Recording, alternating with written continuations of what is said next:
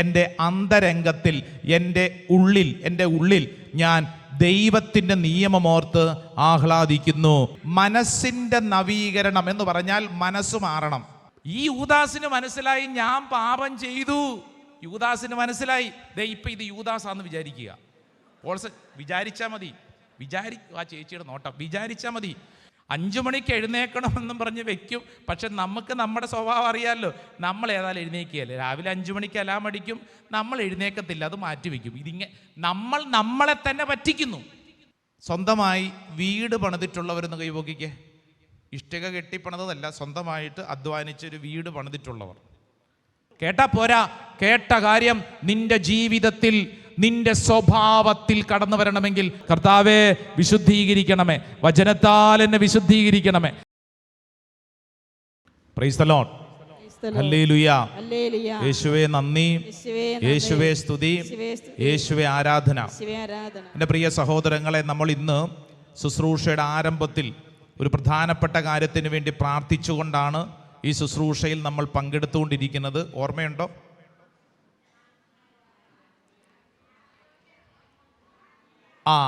നമ്മുടെ ആത്മീയ മേഖലയിലെ ആരോഗ്യം എന്ന് പറഞ്ഞാൽ നമ്മുടെ ഉള്ളിലെ ആരോഗ്യം, അത് പ്രധാനപ്പെട്ടതാണ്. ആ ഉള്ളിലെ ആരോഗ്യം മെച്ചപ്പെടുത്തുന്നതിന് വേണ്ടിയാണ് ഇന്നത്തെ പ്രാർത്ഥന ശുശ്രൂഷ മുഴുവൻ കർത്താവ് നമുക്ക് വേണ്ടി ഒരുക്കിയിരിക്കുന്നത്. ഇത് കർത്താവിന് നമ്മളോടുള്ള സ്നേഹമാണ്. ആ സ്നേഹത്തിനൊന്ന് കൈയടിച്ച് നന്ദി പറഞ്ഞെന്ന് പ്രാർത്ഥിച്ചേ. നല്ല കൈയടി കൊടുത്തേ. ഹല്ലേലൂയാ, ഹല്ലേലൂയാ, ഹല്ലേലൂയാ. അപ്പൊ ഈ ശുശ്രൂഷ സമയത്തേ ശ്രദ്ധിച്ചോണം കേട്ടോ. നമ്മൾ പ്രാർത്ഥിക്കാൻ പോകുന്ന പ്രധാനപ്പെട്ട കാര്യം, നമ്മുടെ ആന്തരിക മനുഷ്യനെ നമ്മളൊന്ന് പണിയാൻ പോവാണ് കേട്ടോ. നമ്മുടെ ഉള്ളിലുള്ള മനുഷ്യനെ നമ്മൾ ഒന്ന് ബിൽഡപ്പ് ചെയ്യാൻ പോവാണ്, പണിയാൻ പോവാണ്. റീബിൽഡിങ് പ്രോസസ്സിലാണ് നമ്മൾ. നമ്മുടെ ഉള്ളിലുള്ള ആന്തരിക മനുഷ്യനെ നമ്മൾ പണിയുന്നു. സ്വരത്തിൽ പറഞ്ഞ ഹല്ലേലൂയാ, ഹല്ലേലൂയാ. ഇത് മനസ്സിലാക്കുവാൻ ഒരു 3-4 വചനങ്ങൾ നമ്മൾ ഈ ശുശ്രൂഷയുടെ ആരംഭത്തിൽ പങ്കുവയ്ക്കുന്നു. നോട്ട് ബുക്കൊക്കെ ഉണ്ടെങ്കിൽ അതൊന്ന് എഴുതിയെടുത്ത് പഠിക്കുന്നത് വളരെ പ്രധാനപ്പെട്ടതാണ്. ഒന്നാമത്തെ തിരുവചനം വിശുദ്ധ പൗലോസ്ലീഹ എഫേസുസുകാർക്ക് എഴുതിയ ലേഖനം. വിശുദ്ധ പൗലോസ്ലീഹ എഫേസുസുകാർക്ക് എഴുതിയ ലേഖനം 3-ാം അധ്യായം അതിൻ്റെ 16-ാം തിരുവചനം. Saint Paul's letter to Ephesians chapter 3 verse 16. 3-ാം അധ്യായം 16-ാം തിരുവചനം. 3:16.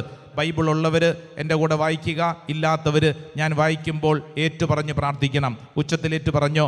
അവിടുത്തെ മഹത്വത്തിന്റെ സമ്പന്നതയ്ക്ക് യോജിച്ച വിധം അവിടുന്ന് തന്റെ ആത്മാവിലൂടെ നിങ്ങളുടെ ആന്തരിക മനുഷ്യനെ ശക്തിപ്പെടാൻ അവിടുന്ന് അനുഗ്രഹിക്കട്ടെ, അനുഗ്രഹിക്കട്ടെ, അനുഗ്രഹിക്കട്ടെ. ഉച്ചത്തിൽ പറഞ്ഞേ ആമേൻ, ആമേൻ, ആമേൻ. വചനം ശ്രദ്ധിച്ചോണം. അവിടുത്തെ മഹത്വത്തിന്റെ സമ്പന്നതയ്ക്ക് യോജിച്ച വിധം അവിടുന്ന് തൻ്റെ ആത്മാവിലൂടെ നിങ്ങളുടെ ആന്തരിക മനുഷ്യനെ ശക്തിപ്പെടാൻ അവിടുന്ന് അനുഗ്രഹിക്കും. എന്ന് പറഞ്ഞാൽ ഈ ശുശ്രൂഷ സമയത്ത് പരിശുദ്ധാത്മാവ് നിന്റെ ആന്തരിക അവസ്ഥയെ, ആന്തരിക മനുഷ്യനെ ശക്തിപ്പെടുത്താൻ ആഗ്രഹിക്കുന്നു. വിശ്വസിക്കുന്നവര് വലതുകരമുയർത്തി ഒച്ചത്തിലൊരു ഹല്ലേലൂയ പറഞ്ഞേ.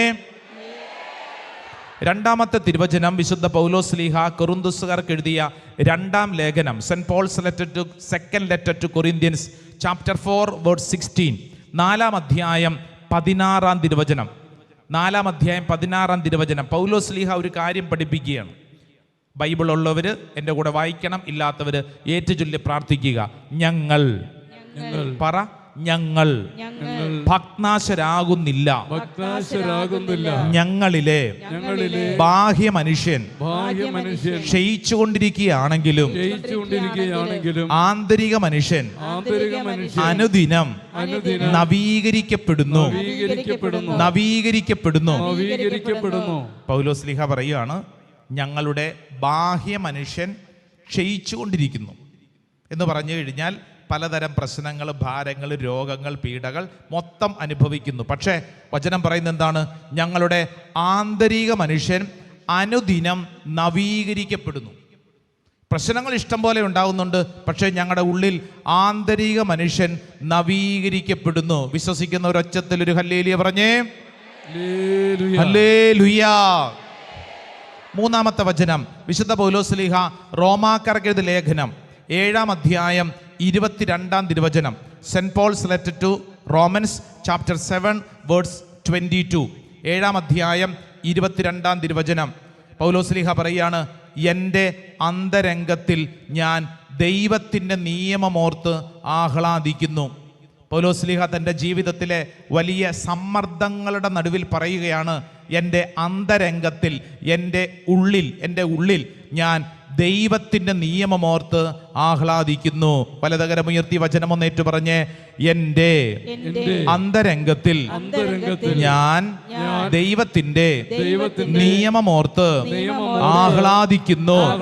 ഹല്ലേലൂയാ, ഹല്ലേലൂയാ, ഹല്ലേലൂയാ.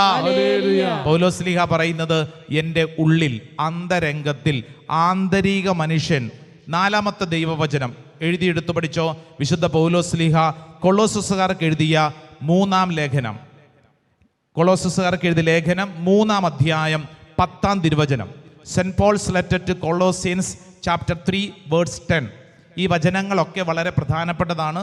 ഇനിയിപ്പോൾ നിങ്ങളുടെ കയ്യിൽ നോട്ട് ബുക്ക് ഇല്ല, നിങ്ങൾക്കിത് എഴുതിയെടുക്കാൻ പറ്റിയില്ലെങ്കിൽ സാരമില്ല, ഇത് ഓൺലൈനിൽ കിടപ്പുണ്ടാവും. നിങ്ങൾ ഈ വചനങ്ങൾ എഴുതിയെടുത്ത് പഠിച്ചോ. ഇതെന്തിൻ്റെ ഗുണമെന്ന് പറഞ്ഞാൽ നമ്മുടെ ഉള്ളിലുള്ള അവസ്ഥ, മറ്റൊരു വാക്കിൽ പറഞ്ഞാൽ നമ്മുടെ സ്വഭാവത്തെ ചില കാര്യങ്ങൾ വിശുദ്ധീകരിക്കാൻ ആഗ്രഹിക്കുകയാണ്. കൊളോസ്സുകാർക്ക് എഴുതിയ ലേഖനം 3-ാം അധ്യായം 10-ാം തിരുവചനം. ഏറ്റുപറയാം. ബൈബിൾ ഉള്ളവർ ഒരുമിച്ച് വായിക്കുന്നു, ബൈബിൾ ഇല്ലാത്തവർ എൻ്റെ കൂടെ ഒച്ചത്തിൽ പറയുന്നു. സമ്പൂർണ്ണ ജ്ഞാനം കൊണ്ട്, സമ്പൂർണ്ണ ജ്ഞാനം കൊണ്ട് സൃഷ്ടാവിൻ്റെ പ്രതിച്ഛായക്കനുസൃതമായി നവീകരിക്കപ്പെടുന്ന പുതിയ മനുഷ്യനെ ധരിക്കുവിൻ, ധരിക്കുവിൻ, ധരിക്കുവിൻ. ഹല്ലേലൂയാ, ഹല്ലേലൂയാ, ഹല്ലേലൂയാ. നവീകരിക്കപ്പെടുന്ന പുതിയ മനുഷ്യൻ, നവീകരിക്കപ്പെടുന്ന പുതിയ മനുഷ്യൻ എന്ന് പറഞ്ഞാൽ ഈ 4 ദൈവവചനങ്ങളിലൂടെയും അടിസ്ഥാനപരമായി പൗലോസ്ലീഹ നമ്മളെ ഓർമ്മപ്പെടുത്തുന്ന കാര്യം, നിന്റെ ആന്തരിക വ്യക്തിത്വത്തെ നീ പുതുക്കി പണിയണം. നിന്റെ ഉള്ളിലുള്ള നിന്റെ അവസ്ഥയെ നീ നവീകരിക്കണം. പ്രൈസ് ദി ലോർഡ്, ഹല്ലേലൂയാ. അടുത്തിരിക്കുന്ന ആളോട് പറഞ്ഞേ, നിന്റെ ആന്തരിക അവസ്ഥയെ നവീകരിക്കണം. പറഞ്ഞു കൊടുത്തേ. നിന്റെ ആന്തരിക അവസ്ഥയെ നവീകരിക്കണം. പറഞ്ഞേ, ആന്തരിക അവസ്ഥയെ നവീകരിക്കണം. പ്രൈസ് ദി ലോർഡ്, ഹല്ലേലൂയാ, ഹല്ലേലൂയാ, ഹല്ലേലൂയാ. എന്താ ചെയ്യേണ്ടത്? ആന്തരിക അവസ്ഥയെ നവീകരിക്കണം, പണിയണം, പണിയണം. സ്വന്തമായി വീട് പണിതിട്ടുള്ളവരെന്ന് കൈപോക്കിക്കേ. ഇഷ്ടിക കെട്ടിപ്പണിതല്ല, സ്വന്തമായിട്ട് അധ്വാനിച്ചൊരു വീട് പണിതിട്ടുള്ളവർ കുറേ പേരുണ്ട്. ഒരു വീട് പണിയാൻ ആഗ്രഹിക്കുന്നവരൊന്ന് കൈപോക്കിക്കേ. വീട് പണിയാൻ ആഗ്രഹം, നടക്കുമെന്നറിയാൻ പാടില്ല, എന്നാലും എൻ്റെ ആഗ്രഹം ഉള്ളവരെന്ന് കൈപോക്കിക്കേ. കുറേ പേരുണ്ട്. വീട് പണിതില്ലെങ്കിലും മതിലെങ്കിലും പണിതിട്ടുള്ളൊരു കൈപോക്കിക്കേ. അങ്ങനെയുള്ളവർ കുറേ പേരുണ്ട്. അവരാദ്യം പണിയുന്ന മതിലാണ്. മതിൽ പണിതിട്ട് അകത്തിരിപ്പുണ്ട്, പക്ഷേ വീട് പണിയാൻ പറ്റിയിട്ടില്ല. കുറേ പേര് മതിലെങ്കിലും അല്ലേ എന്ന് പറഞ്ഞു കഴിഞ്ഞാൽ, ഒരു വീട് പണിയണമെങ്കിൽ വെറുതെ ഒരു കാറ്റടിച്ചു കഴിഞ്ഞാൽ ഇഷ്ടികയും കല്ലും മണ്ണും എല്ലാം കൂടെ ചേർന്ന് വീടാവുമോ? ഇല്ല. വീട് പണിയണമെങ്കിൽ അതിനെന്ത് വേണം? ഒരു മാസ്റ്റർ പ്ലാൻ വേണം. ഒരു പ്ലാൻ വരയ്ക്കുന്നതാണ് സത്യത്തിൽ വീട് പണിതതിനേക്കാളും കഷ്ടം. വീട് പണിതിട്ടുള്ളവർക്ക് നന്നായിട്ടറിയാം. അതിന് വേണ്ടിയിട്ട്, ഒരു വീട് പണിയാൻ വേണ്ടിയിട്ട് പ്ലാൻ വരച്ച് അതിനു വേണ്ടി കഷ്ടപ്പെട്ടാണ് വീട് പണിയുന്നത്. വളരെ ബുദ്ധിമുട്ടുണ്ടെന്ന്. ഒറ്റ ദിവസം കൊണ്ടൊന്നും എല്ലാ ഇഷ്ടികയും കൂടെ ചേർന്നൊന്നും കയറിയിരിക്കത്തില്ല. മറിച്ച് നാളുകളുടെ കഷ്ടപ്പാടും സ്വപ്നത്തിൻ്റെ ഭാഗമാണ് വീട് പണിയുന്നത്. എന്നതുപോലെ തന്നെ നമ്മുടെ ആന്തരിക മനുഷ്യനെ പണിയുക എന്നുള്ളത് വളരെ കഷ്ടപ്പാട് പിടിച്ച പണിയാണ്. വളരെ കഷ്ടപ്പാട് പിടിച്ച പണിയാണ്. അടുത്തിരിക്കുന്ന ആളോട് പറഞ്ഞ്, ഇച്ചിരി കഷ്ടപ്പാട് പിടിച്ച പണിയാണ്. ഹല്ലേലൂയാ, ഹല്ലേലൂയാ. എന്താണ് ഈ കഷ്ടപ്പാട് പിടിച്ച പണി? ആന്തരിക മനുഷ്യനെ പണിയുക. ഇവിടെ വന്നിരിക്കുന്നത് തന്നെ വലിയ കഷ്ടപ്പാടാണ്. ഇവിടെ വന്നിരിക്കുന്നത് തന്നെ വലിയ കഷ്ടപ്പാടാണ്. ഇങ്ങനെ അസ്വസ്ഥപ്പെടുന്നത്, ഭാരപ്പെടുന്നത്, ഇങ്ങനെ ഇരുന്ന് എനിക്ക് എന്ത് കിട്ടും അല്ലേ എന്ന് പറഞ്ഞു കഴിഞ്ഞാൽ ആന്തരിക മനുഷ്യനെ പണിയുന്നതിന് വേണ്ടി നമ്മൾ ചെലവഴിക്കുന്ന സമയം, നമ്മുടെ ചിന്തകൾ, ഇത് നിസ്സാരപ്പെട്ട കാര്യമല്ല. ഇത് ഇച്ചിരി കഷ്ടപ്പാട് പിടിച്ച പണിയാണ്. Price the lord, hallelujah. പക്ഷെ ഒരു കാര്യം നമുക്കറിയാം, ഈ ഭൂമി ജീവിതത്തിൽ നിനക്ക് ഒരു നല്ല മനുഷ്യനായി ജീവിക്കണമെങ്കിൽ നീ ആദ്യം ചെയ്യേണ്ട കാര്യം നിന്റെ ഉള്ളിലുള്ള അവസ്ഥയെ നീ പുതുക്കി പണിയണം, നവീകരിക്കണം, റിന്യൂ ചെയ്യണം, ബിൽഡ് ചെയ്യണം. അതാവശ്യമാണ്. അപ്പോൾ ഈ ചോദ്യം വിശുദ്ധ ഗ്രന്ഥത്തോട് നമ്മൾ ചോദിക്കുവാണ്, എങ്ങനെയാണ് ഞാൻ എൻ്റെ ആന്തരിക മനുഷ്യനെ പുതുക്കി പണിയുന്നത് എന്ന് ചോദിച്ചാൽ പൗലോസ്ലീഹ തന്നെ നമ്മൾ ഈ വിഷയം പഠിപ്പിക്കും. റോമാക്കാർക്കെഴുതിയ ലേഖനം 12-ാം അധ്യായം 12-ാം തിരുവചനം. Saint Paul's letter to Romans chapter 12 verse 12. 12 കിട്ടിയെങ്കിലൊന്ന് തുറന്ന് വായിച്ചേ. പ്രത്യാശയിൽ സന്തോഷിക്കുവിൻ, ക്ലേശങ്ങളിൽ സകലശീലരായിരിക്കുവിൻ, പ്രാർത്ഥനയിൽ 12:2 കേട്ടോ. 12:2 അല്ല 12:2 ചാപ്റ്റർ 12 വേഴ്സ് 2. നിങ്ങൾ ഈ ലോകത്തിന് അനുരൂപരാകരുത്, പ്രത്യുത നിങ്ങളുടെ മനസ്സിന്റെ നവീകരണം വഴി രൂപാന്തരപ്പെടുവിൻ, ദൈവഹിതം എന്തെന്നും നല്ലതും പ്രീതിജനകവും പരിപൂർണവുമായത് എന്തെന്നും വിവേചിച്ചറിയാൻ അപ്പോൾ നിങ്ങൾക്ക് സാധിക്കും. നമ്മുടെ ആന്തരിക മനുഷ്യനെ നമ്മൾ പുതുക്കി പണിയണമെങ്കിൽ വചനം പറയുന്നു, എന്താ ചെയ്യേണ്ടത്? നിങ്ങളുടെ മനസ്സിൻ്റെ നവീകരണം വഴി രൂപാന്തരപ്പെടുവിൻ. മനസ്സിൻ്റെ നവീകരണം എന്ന് പറഞ്ഞാൽ മനസ്സ് മാറണം. Price the lord, hallelujah. ജീവിതത്തിൽ മാറ്റം വേണോ? ഉച്ചത്തി പറ. വേണമെങ്കിൽ മനസ്സ് മാറണം. അടുത്തിരിക്കുന്ന ആളോട് പറ, നിനക്ക് നന്നാവണമെങ്കിൽ ആദ്യം മനസ്സ് മാറണം. അതാണല്ലോ ഇല്ലാത്തത്. ജീവിതത്തിൽ നന്നാവണമെങ്കിൽ നമ്മൾ എടുക്കേണ്ട ആദ്യത്തെ ചുവടുവെപ്പെന്ന് പറഞ്ഞാൽ നമ്മുടെ ഉള്ളിൽ ചില കാര്യങ്ങൾ സംഭവിക്കപ്പെടണം. Be transformed by the renewing of your minds. മനസ്സിന്റെ നവീകരണം വഴി പൗലോസ്ലീഹ പറയാണ്, നിന്റെ ഉള്ളിലാണ് മാറ്റം ഉണ്ടാവേണ്ടത്, പുറത്തല്ല. നമ്മളെപ്പോഴും ശ്രദ്ധിക്കുന്നത് പുറത്തെ കാര്യങ്ങൾ ശ്രദ്ധിക്കണം. പുറത്തെങ്ങനെ മെച്ചപ്പെടുത്താം അല്ലേ?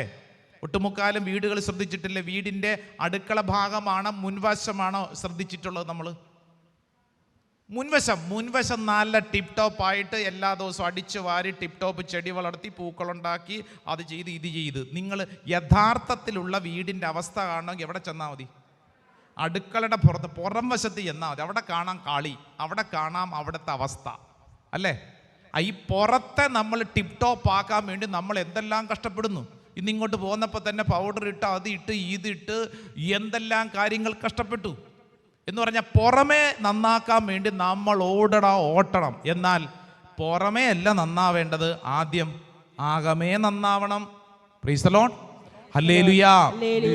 സുഭാഷിതങ്ങളുടെ പുസ്തകം 4-ാം അധ്യായം 23-ാം തിരുവചനം. Book of proverb chapter 4 verse 23. സുഭാഷിതം 4:23. നിന്റെ ഹൃദയത്തെ ജാഗരൂകതയോടെ കാത്തു സൂക്ഷിക്കണം, ജീവന്റെ ഉറവകൾ അതിൽ നിന്നാണ് ഒഴുകുന്നത്. കേട്ടോ, വചനം കേട്ടോ. നിന്റെ ഹൃദയത്തെ ജാഗരൂകതയോടെ കാത്തു സൂക്ഷിക്കണം. കാരണം എന്താ? ജീവന്റെ ഉറവകൾ വരുന്നത് അവിടെ നിന്ന്, ഹൃദയത്തിൽ നിന്നാണ് വരുന്നെന്ന്. ഹൃദയത്തിൽ നിന്ന് നിന്റെ ഉള്ളിലാണ് മാറ്റം ഉണ്ടാവേണ്ടത്, പുറമേയല്ല. ഹല്ലേലൂയ, ഹല്ലേലൂയ. അതുകൊണ്ടാണ് എസെക്കിയേൽ പ്രവചനം 36:26, book of Ezekiel chapter 36 verse 26 എന്താ പഠിപ്പിച്ചിട്ടുള്ളത്? നമുക്കറിയാവുന്നൊരു വചനം അറിയാവുന്നൊരു പറഞ്ഞേ. ഒരു പുതിയ ഹൃദയം നിങ്ങൾക്ക് ഞാൻ നൽകും, ഒരു പുതു ചൈതന്യം നിങ്ങൾ ഞാൻ നിക്ഷേപിക്കും. നിങ്ങളുടെ ശരീരത്തിൽ നിന്ന് ശിലാഹൃദയം എടുത്തു മാറ്റി മാംസള ഹൃദയം നൽകും. കണ്ടോ, ഹാർട്ട് ട്രാൻസ്പ്ലാന്റേഷൻ, ഹൃദയം മാറ്റിവെക്കൽ ശസ്ത്രക്രിയ. നിന്റെ ഉള്ളിലുള്ള ശിലാഹൃദയം, നിന്റെ ഉള്ളിലുള്ള കല്ല് പോലത്തെ അവസ്ഥയ്ക്കൊരു മാറ്റം വരണം. എന്നിട്ട് അവിടെ എന്ത് സംഭവിക്കണം? മാംസളമായ ഹൃദയം വരണം. സ്വരത്തിൽ പറഞ്ഞ ഹല്ലേലൂയാ, ഹല്ലേലൂയാ. ഒറ്റ വാക്കിൽ ഉത്തരം, അകത്ത് മാറ്റം വരാതെ രക്ഷയില്ല. പറഞ്ഞേ, അടുത്തിരിക്കുന്ന ആളോട് പറ, അകത്ത് മാറ്റം വരാതെ ഒരു രക്ഷയില്ലെന്ന്. പ്രൈസ് ദി ലോർഡ്, ഹല്ലേലൂയാ, ഹല്ലേലൂയാ. കഴിഞ്ഞ ദിവസം പ്രാർത്ഥിക്കാൻ വേണ്ടി ഒരു കുടുംബം വന്നു. ആ കുടുംബം വന്ന് പ്രാർത്ഥിക്കാൻ വന്നപ്പോൾ എന്നോട് പറഞ്ഞ കാര്യം, അച്ഛാ ഞങ്ങൾ ഇന്ന സ്ഥലത്താണ് താമസിച്ചുകൊണ്ടിരുന്നത്. അപ്പോൾ അവിടെ മൊത്തം പ്രതിസന്ധിയായിരുന്നു. അപ്പോൾ അവിടെ പ്രാർത്ഥനക്കാരനെന്ന് പറയുന്ന ഒരാൾ വീട്ടിൽ വന്നിട്ട് ഞങ്ങളോട് പറഞ്ഞു, ഈ വീടിരിക്കുന്ന സ്ഥലം ശരിയല്ല, അപ്പം അതുകൊണ്ട് നിങ്ങൾ ഇവിടം വിറ്റ് പോകുന്നതാണ് നല്ലത്. അപ്പോൾ ഇവർ ചോദിച്ചു, ഇവിടം വിറ്റാൽ പ്രശ്നമൊക്കെ തരുമോ? പിന്നെ ഇവിടം വിട്ടാൽ എല്ലാം ശരിയാവും അല്ലേ? എല്ലാം ശരിയാവും. അങ്ങനെയാണ് പറഞ്ഞത്, എല്ലാം ശരിയാവും. ആരണ്ടൊക്കെ അങ്ങനെ പറഞ്ഞിട്ടുണ്ടല്ലോ അല്ലേ? എല്ലാം ശരിയാവും, ഇവിടം വിട്ടാൽ എല്ലാം ശരിയാവും. അച്ഛാ, ആ പ്രാർത്ഥനക്കാരനെന്ന് പറയുന്ന ആൾ പറഞ്ഞത് കേട്ട് ഞങ്ങൾ അവിടം വിട്ടു, ഞങ്ങളിപ്പോൾ പുതിയ സ്ഥലത്താണ്. അപ്പം ഞാൻ ചോദിച്ചു, എല്ലാം ശരിയായില്ലേ? എവിടെ? അച്ഛാ, ഒന്നും ശരിയായിട്ടില്ല, ഒന്നും ശരിയായിട്ടില്ല. എന്ന് മാത്രമല്ല അച്ഛാ, ഞങ്ങൾ അതിനു മുമ്പ് വേറെ 3 സ്ഥലങ്ങൾ മാറിയിട്ടാണ് അവിടെ എത്തിയത്. അവിടെ നിന്നാണ് ഞങ്ങളിപ്പോൾ ഇവിടെ വന്നിരിക്കുന്നത്. ഞങ്ങൾ ഇങ്ങനെ ഇങ്ങനെ ഇങ്ങനെ ഓടിക്കൊണ്ടിരിക്കുകയാണ്. എത്ര നാൾ ഓടും? നിന്റെ ജീവിതത്തിൽ നീ ചുറ്റുവട്ടത്തെ സാഹചര്യങ്ങൾ മാറ്റുന്നത് കൊണ്ട്, പുതിയ വീട് വെച്ചപ്പോഴത്തേക്ക്, പുതിയ സ്ഥലത്തോട്ട് എത്തിയപ്പോഴത്തേക്ക് അന്തരീക്ഷം മാറി, അയൽവാസി മാറി, ഇതുകൊണ്ടൊന്നും കാര്യമില്ല. മാറ്റം എവിടെ ഉണ്ടാവണം? അകത്ത് മാറ്റം ഉണ്ടാവണം, പുറത്തല്ലെന്ന്. വീട് മാറിയത് കൊണ്ട് തീരുന്ന പ്രശ്നമല്ല, ഇതകത്താണ് പ്രശ്നം ഇരിക്കുന്നത്. അകത്തെ പ്രശ്നം തീരാതെ നമ്മൾ പുറത്തെ കാര്യങ്ങൾ ശരിയാക്കാൻ വേണ്ടി ഓടിക്കൊണ്ടിരിക്കുന്നതിൽ കാര്യമില്ല. ആദ്യം അകത്തെ പ്രശ്നം കൈകാര്യം ചെയ്യണം. സ്വരമുയർത്തി പറഞ്ഞ ഹല്ലേലൂയാ, ഹല്ലേലൂയാ. വിശുദ്ധ ഗ്രന്ഥം, പ്രത്യേകിച്ച് ക്രൈസ്തവ ജീവിതം ഒരു വ്യക്തിക്ക് മുമ്പിലോട്ട് വെച്ചു നീട്ടുന്ന ഒന്നാമത്തെ കാര്യം, നിന്റെ ജീവിതത്തിൽ നിനക്ക് ഐശ്വര്യത്തോടെ ജീവിക്കണമെങ്കിൽ നീ ആദ്യം ചെയ്യേണ്ട കാര്യം, നിന്റെ അകം ശരിയാക്കണം, പുറത്തല്ല, അകത്ത് ശരിയാക്കണം. പ്രൈസ് ദി ലോർഡ്, ഹല്ലേലൂയാ. അതിൻ്റെ ഒരു പ്രായോഗിക പരിശീലനം പോലെ ചെയ്യാവുന്നൊരു കാര്യം പറയട്ടെ. വീട്ടിൽ ചെന്ന് കഴിഞ്ഞിട്ട് പുറത്തെ കാര്യങ്ങളല്ല, അകത്തെ മുറിയിലൊക്കെ ക്ലീനിങ് നടത്തണം. വീടിൻ്റെ അകത്ത്, അലമാരിക്കകത്ത് ആവശ്യമില്ലാത്ത തുണികളൊക്കെ എടുത്ത് കൊടുക്കുകയോ കത്തിക്കുകയോ എന്തെങ്കിലും ചെയ്യണം. ആവശ്യമില്ലാത്ത സാധനങ്ങൾ വീടിൻ്റെ അകത്തുള്ളത്, ഇതിനോട് ബന്ധപ്പെട്ട കാര്യമല്ല, പക്ഷെ നിങ്ങളുടെ ഇരിപ്പ് കണ്ടപ്പോൾ പറയാൻ തോന്നിയത് കൊണ്ട് പറഞ്ഞതാണ് കേട്ടോ. അതായത് അകത്ത്, വീടിൻ്റെ അകത്ത്. പുറമെ നീ വലിയ ബ്യൂട്ടിഫിക്കേഷൻ നടത്തുന്നു, ചെടി വളർത്തി, ആദി വളർത്തി, കൊള്ളാം. പക്ഷേ നിന്റെ വീടിൻ്റെ അകത്ത്, ഇതിനെ നമ്മൾ ആത്മീയ അർത്ഥത്തിൽ മനസ്സിലാക്കുമ്പോൾ വിശുദ്ധ ഗ്രന്ഥം നമ്മളോട് പറയുന്ന കാര്യം, നിന്റെ ഉള്ളിലാണ് മാനസാന്തരം വരേണ്ടത്, ഉള്ളിലാണ് മാറ്റം വരേണ്ടത്, പുറമെയല്ല. ശ്രദ്ധിപ്പറ ഹല്ലേലൂയാ. സ്നാപക യോഹന്നാന്റെ പ്രസംഗം എന്തിനെ കുറിച്ചായിരുന്നു? പറ, എന്തിനെ കുറിച്ചാ സ്നാപക യോഹന്നാൻ പ്രസംഗിച്ച്? എന്തിനെ കുറിച്ചാ? കാനഡയിൽ എങ്ങനെ പോകാം, ജർമ്മനിയിൽ B1 B2 എങ്ങനെ കിട്ടും ആണോ ചേച്ചി? അല്ലെന്ന്. പിന്നെ അയാൾ എന്നതാ പ്രസംഗിച്ചേ? ഒറ്റ കാര്യം അയാൾ പ്രസംഗിച്ചിട്ടുള്ളൂ, മാനസാന്തരപ്പെടുക. മനസ്സിൽ മാറ്റം വരണം, പുറത്തല്ലെന്ന്. മനസ്സിൽ മാറ്റം വരണം, ഉള്ളിൽ മാറ്റം വരണമെന്ന്. അദ്ദേഹത്തിൻ്റെ പ്രസംഗം കേട്ടപ്പോൾ പട്ടാളക്കാർ വന്നിട്ട് ചോദിച്ചു, ഞങ്ങൾ എന്ത് ചെയ്യണം? ചുങ്കക്കാർ വന്നിട്ട് ചോദിച്ചു, ഞങ്ങൾ എന്ത് ചെയ്യണം? സാധാരണക്കാർ വന്നിട്ട് ചോദിച്ചു, ഞങ്ങൾ എന്ത് ചെയ്യണം എന്ന് പറഞ്ഞു കഴിഞ്ഞാൽ, അടിസ്ഥാനപരമായി ഒരു ജീവിതം ഐശ്വര്യം പ്രാപിക്കണമെങ്കിൽ ആ വ്യക്തിയുടെ ഉള്ളിലാണ് മാറ്റം വരേണ്ടത്, അകത്താണ് പ്രശ്നം, അകത്താണ് മാറ്റം വരേണ്ടത്. ഹല്ലേലൂയാ. അടുത്തിരിക്കുന്ന ആൾക്ക് ഒന്നും കൂടെ പറഞ്ഞു കൊടുത്തേ, അകത്ത് മാറ്റം വരാതെ രക്ഷയില്ല മോനെ, രക്ഷയില്ല മോളെ. പറഞ്ഞു വിട്. ചേച്ചിക്ക് ആരും പറയാനില്ല, പുറകിലോട്ടുള്ള ആത്മാരോടെങ്കിലും പറഞ്ഞു വിട്. അകത്ത് മാറ്റം വരാതെ രക്ഷയില്ലെന്ന്. Praise the Lord. ഈശോ തൻ്റെ ജീവിതത്തിൽ ഉടനീളം പഠിപ്പിച്ചതും ഇത് തന്നെ. ഈശോയുടെ പരസ്യ ജീവിതത്തിന് ഇറങ്ങിയപ്പോൾ ഈശോ ആദ്യമായിട്ട് പറഞ്ഞ കാര്യം മർക്കോസ് വിശേഷം 1:15. അറിയാവുന്നൊരു പറ. മർക്കോസ് 1:15. ഈശോ വാ തുറന്നിട്ട് ആദ്യം പറഞ്ഞ കാര്യം എന്തുവാ? ഈശോ ഒരു കാര്യമാണ് ആദ്യം പറഞ്ഞത്. ഏതാ? മർക്കോസ് 1:15 വായിച്ചേ. മർക്കോസ് 1:15 വായിച്ചേ. സമയം പൂർത്തിയായി ദൈവരാജ്യം സമീപിച്ചിരിക്കുന്നു. അനുദപിച്ച് സുവിശേഷത്തിൽ വിശ്വസിക്കുക. അനുദപിച്ച് സുവിശേഷത്തിൽ വിശ്വസിക്കുക. സ്വർത്തി പറഞ്ഞ ഹല്ലേലൂയാ, ഹല്ലേലൂയാ. അപ്പോൾ ചെയ്യേണ്ട കാര്യം, നിന്റെ ഉള്ളിൽ മാറ്റം വരണം. മാനസാന്തരം, മനസ്സിനന്തരം, മനസ്സിൽ മാറ്റം ഉണ്ടാവണം. ഇതൊറ്റ ദിവസം സംഭവിച്ചാൽ മതിയോ ചേട്ടാ? പോരാ, എല്ലാ ദിവസവും സംഭവിക്കണം. ചിലരുടെ ഒരു ചിന്തയുണ്ട്, ഞാൻ 1994 ഞാൻ അന്ന് കള്ളുകൂടി നിർത്തി, അന്ന് ഞാൻ മാനസാന്തരപ്പെട്ടു, ഞാൻ അന്ന് പ്രൈസ് ദി ലോർഡായി. പോരെന്ന്. എല്ലാ ദിവസവും മാറ്റം വരണം. എല്ലാ ദിവസവും മാറ്റം വരണം. ഒരു ദിവസം മദ്യപാനം നിർത്തുന്നതിനെ കുറിച്ച് മാത്രമല്ല, ഒരു ദിവസം നിന്റെ തെറ്റായ ഒരു ജീവിതശൈലി മാറ്റുന്നതിനെ കുറിച്ചല്ല, മറിച്ച് ഓരോ ദിവസവും നമ്മൾ റിന്യൂ ചെയ്തുകൊണ്ടിരിക്കണം. നമ്മൾ വളരുകയാണ്, നമ്മൾ വളർന്നുകൊണ്ടിരിക്കുകയാണ്. നിങ്ങളുടെ പ്രായം എത്രയാ? ഇതൊക്കെ പബ്ലിക്കായിട്ട് ചോദിക്കാവോ അച്ഛാ? വെറുതെ ചോദിച്ചതാ, മനസ്സിലെങ്കിലും ഓർക്കൂ. വർഷം മുന്നോട്ട് പോയിക്കൊണ്ടിരിക്കുന്നു അല്ലേ? വർഷം മുന്നോട്ട് പോയിക്കൊണ്ടിരിക്കുന്നു. കുമ്പസാരിക്കുന്നവരാണോ നമ്മൾ? അതെ. ആദ്യമായിട്ട് കുമ്പസാരിച്ചതെന്നാ? അത് ആദ്യ കുർബാന സ്വീകരണം. അതെന്നാ? എത്ര വർഷമായി? എത്രാം ക്ലാസ്സിൽ പഠിക്കുമ്പോൾ ആദ്യ കുർബാന സ്വീകരിച്ചത് ഓർമ്മയുണ്ടോ ചേട്ടാ? എത്രാം ക്ലാസ്സിൽ പഠിക്കുമ്പോഴാ? 4ാം ക്ലാസ്സിൽ പഠിക്കുമ്പോൾ ആദ്യ കുർബാന സ്വീകരിച്ച കൈ പൊക്കിക്കുക. 4ാം ക്ലാസ്. ചിലരൊക്കെ ഓർമ്മ പോലും ഇല്ല. 5ാം ക്ലാസ്സിൽ പഠിക്കുമ്പോൾ ആദ്യ കുർബാന സ്വീകരിച്ചവർ, 6ാം ക്ലാസ്സിൽ പഠിക്കുമ്പോൾ ആദ്യ കുർബാന സ്വീകരിച്ചവർ, 7ാം ക്ലാസ്സിൽ പഠിക്കുമ്പോൾ ആദ്യ കുർബാന സ്വീകരിച്ചവർ, 8ാം ക്ലാസ്സിൽ പഠിക്കുമ്പോൾ ആദ്യ കുർബാന സ്വീകരിച്ചവർ, 8ാം ക്ലാസ്, 9ാം ക്ലാസ്സിൽ പഠിക്കുമ്പോൾ ആദ്യ കുർബാന സ്വീകരിച്ചവർ, 9ാം ക്ലാസ്, 10ാം ക്ലാസ്, 4ാം ക്ലാസ്സിൽ പഠിക്കുമ്പോൾ ആദ്യ കുർബാന സ്വീകരിച്ച്, 4ാം ക്ലാസ്, 4ാം ക്ലാസ്, 4ാം ക്ലാസ്, 3ാം ക്ലാസ്സിൽ പഠിക്കുമ്പോൾ ആദ്യ കുർബാന സ്വീകരിച്ചവർ, 3ാം ക്ലാസ്, 2ാം ക്ലാസ്സിൽ പഠിക്കുമ്പോൾ ആദ്യ കുർബാന സ്വീകരിച്ചവർ, 2ാം ക്ലാസ്, 1ാം ക്ലാസ്സിൽ പഠിക്കുമ്പോൾ ആദ്യ കുർബാന സ്വീകരിച്ചവർ. അങ്ങനെയുള്ളവരുണ്ടാവും. ഭാഗ്യം, ദൈവത്തിന് നന്ദി. 1ാം ക്ലാസ്സുകാരില്ല. സ്കൂളിൽ പോകാത്തവരുണ്ടാവും. ദൈവം കൂടെ നോക്കിയേ. ഒരു മര്യാദയ്ക്ക് നമ്മൾ 5ാം ക്ലാസ് എന്ന് വെച്ചോ, എത്ര വയസ്സുണ്ടാവും? 5ാം ക്ലാസ് തോൽക്കാതെ പഠിച്ചാൽ എത്രാമത്തെ വയസ്സ്? 10 വയസ്സ്. 10 വയസ്സിൽ ആദ്യ കുർബാന സ്വീകരിച്ച് കുമ്പസാരിക്കാൻ തുടങ്ങി. ഇപ്പം എത്രയാ വയസ്സ്? അയ്യോ, അത് ശരിയാണല്ലോ അച്ഛാ. 10 വയസ്സിൽ തുടങ്ങിയ പരിപാടിയാണ്. മാറ്റം വല്ലതും ഉണ്ടോ? ഉണ്ടെന്ന്, ഒത്തിരി മാറ്റമുണ്ട്. ഞങ്ങളുടെ കുമ്പസാരിപ്പിച്ച പല അച്ഛന്മാരും മാറിപ്പോയി. അതല്ല ഞാൻ ചോദിച്ചത്. നമ്മുടെ ഉള്ളിൽ ഒരു കുമ്പസാരം ഒരു വ്യക്തിയിൽ സംഭവിക്കേണ്ടത് അടിസ്ഥാനപരമായിട്ട് ആ വ്യക്തിയുടെ മാനസാന്തരം, മനസ്സിൻ്റെ അന്തരം.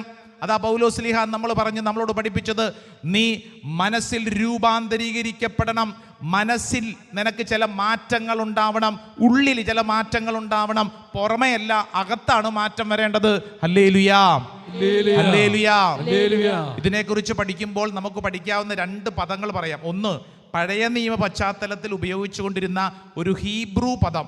കേട്ടോ, ഇത് ഹീബ്രു പദമാണ്. അതുകൊണ്ട് ഹീബ്രു, മലയാളം തന്നെ കഷ്ടപ്പെട്ടാണ് നമ്മൾ പറയുന്നത്. അപ്പം അതുകൊണ്ട് ഹെബ്രായ ഭാഷ, ഹീബ്രു പഠിക്കാൻ പറ്റിയില്ല എന്നോർത്ത് വിഷമിക്കണ്ട, വെറുതെ കേട്ടാൽ മതി. ഹീബ്രു പദം ഒരു വാക്കുണ്ട്, അതിനെ ഷുബ് എന്നാണ് പറയുന്നത്. SHUB, ഷുബ്. എന്താണ്? ഷിബു അല്ല, ഷുബ്. പറഞ്ഞേ, ഷുബ്. ചുമ്മാ പറ, ഒരു സന്തോഷം. ഷുബ് എന്ന് പറഞ്ഞു കഴിഞ്ഞാൽ അർത്ഥം ടേൺ ആൻഡ് അഗെയിൻ ടേൺ എന്നാണ്. തിരിയുക, വീണ്ടും തിരിയുക. ഒന്ന് പറഞ്ഞേ. കൊള്ളാം, ഒന്നും കൂടെ പറഞ്ഞേ. എന്ന് പറഞ്ഞാൽ എന്താ അർത്ഥം? തിരിയുക, വീണ്ടും തിരിയുക എന്ന് പറഞ്ഞാൽ എന്താ അർത്ഥം? ഞാൻ നിങ്ങളൊരു ഉദാഹരണം കാണിക്കാം. പോൾസൺ ചേട്ടാ കൊണ്ടുവന്നേ. പോൾസൺ ചേട്ടൻ അതല്ലേ? പോൾസൺ ചേട്ടൻ അല്ലേ? ഉറങ്ങുവാണോ? അയ്യോ പാവ, അത് ഉറങ്ങിപ്പോയി. എന്നാ ജീവനുള്ള ആരെങ്കിലും വാ. എന്നാ പോൾസൺ ചേട്ടൻ എഴുന്നേറ്റു. വരൂ പോൾസൺ ചേട്ടൻ എഴുന്നേറ്റു, വരൂ. ധ്യാന അല്ലേ? പോൾസൺ ചേട്ടാ, നമ്മൾ ഒരു വാക്ക് പഠിക്കുകയാണ്, ഷുബ്. ഓക്കെ, അർത്ഥം എന്താ പറഞ്ഞത്? തിരിയുക, വീണ്ടും തിരിയുക.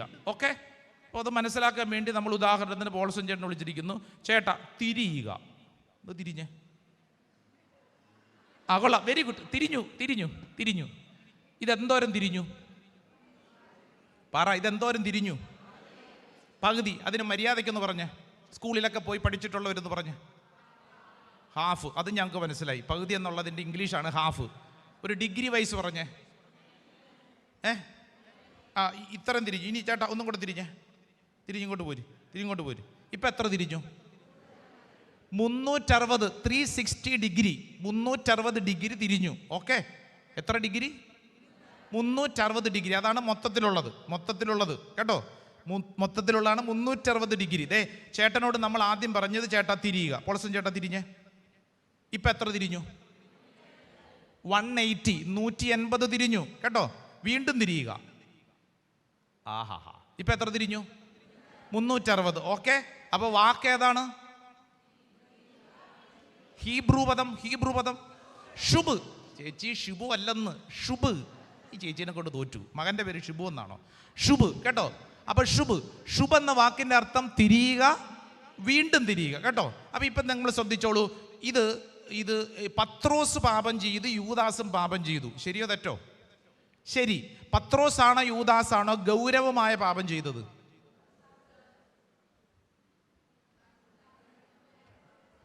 ആലോചിക്കൂ. പത്രോസാണോ യൂദാസാണോ ഗൗരവമായ പാപം ചെയ്തത്?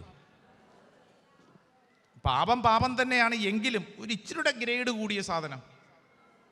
പറ, പത്രോസാണോ യൂദാസാണോ ചെയ്തത്? യൂദാസ്. പത്രോസ് പാപം ചെയ്തു, ഗൗരവമായ പാപം, യൂദാസിനേക്കാൾ എന്നുള്ള ചിന്തയുള്ളവർ കൈപൊക്കൂ. കുറച്ച് പേര് കൈതാത്തു. യൂദാസ് ആണ് പത്രോസിനേക്കാൾ ഗൗരവമായ പാപം ചെയ്തത്. ഗൗരവമുള്ളവർ കൈപൊക്കൂ. കുറേ പേരുണ്ട് കണ്ടോ.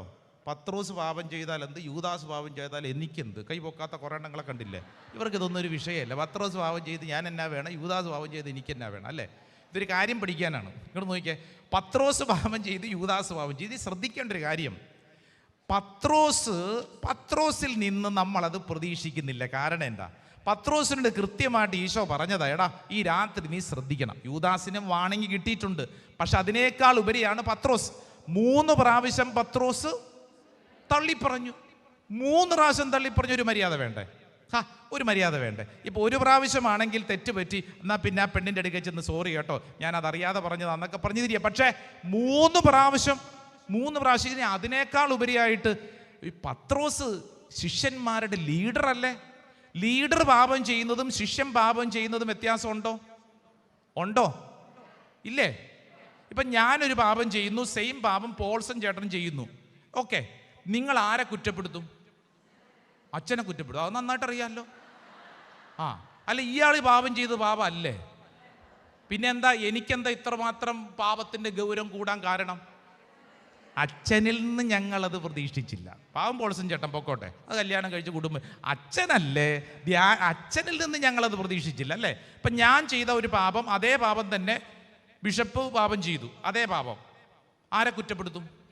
ബിഷപ്പിനെ. കാരണം എന്താ? ബിഷപ്പല്ലേ. ബിഷപ്പിൽ നിന്ന് നമ്മളത് പ്രതീക്ഷിക്കുന്നില്ല. ബിഷപ്പല്ലേ. അച്ഛൻ പിന്നെ മനസ്സിലാക്കാം. ബിഷപ്പിൽ എന്ന് പറഞ്ഞു കഴിഞ്ഞാൽ സ്ഥാനം കൂടുന്നതനുസരിച്ച് ഗൗരവം കൂടും.